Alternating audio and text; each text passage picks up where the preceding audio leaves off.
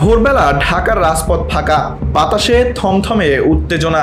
রাজনীতি যেন জমাট বাঁধা মেঘ হয়ে ঝড়ের অপেক্ষায়। কেউ জানে না পরবর্তী মুহূর্তে কি হতে যাচ্ছে।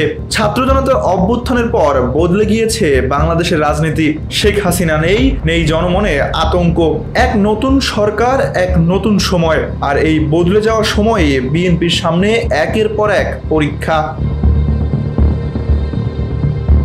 ছাত্র জনতার অভ্যুত্থানের মধ্য দিয়ে গদি ছাড়েন দীর্ঘদিনের শাসক শেখ হাসিনা। গঠিত হয় অন্তর্বর্তী সরকার। জনগণের আশা বদলে যাবে সবকিছু। আর এই শূন্যতার রাজনীতিতে বিএনপি উঠে আসে সবচেয়ে বড় শক্তি হয়ে। কিন্তু এখন 2025 সালের মাঝামাঝি এসে প্রশ্নটা একেবারে সোজা। এই পরিবর্তনের হাওয়া তারা ধরতে পারবে তো?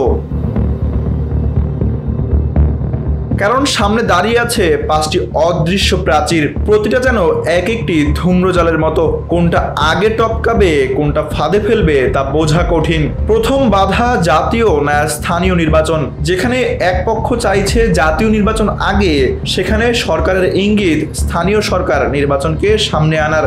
বিএনপি কি এই বিতর্কে ফাঁসছে নাকি বেরিয়ে আসবে?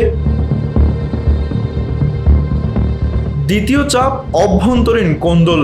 দল ভেতর থেকে ক্ষয়প্রাপ্ত, কমিটি, আধিপত্য, সংঘর্ষ। প্রাণ গেছে অর্ধশতাধিক নেতাকর্মীর। শৃঙ্খলা ফেরাতে হাইকমান্ড কঠোর, কিন্তু প্রশ্ন এটা কতটা কার্যকর?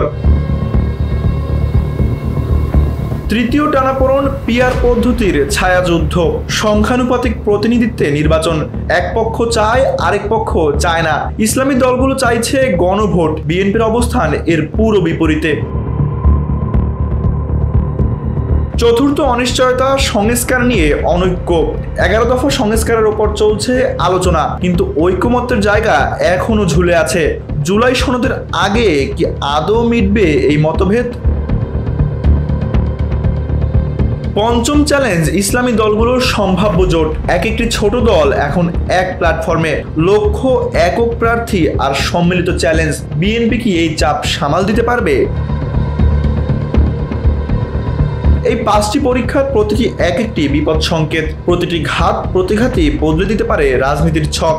সামনে ফেব্রুয়ারির ভোট, তার আগেই সময়ের কড়াই গণ্ডায় হিসাব নিতে শুরু করেছে রাজনীতি।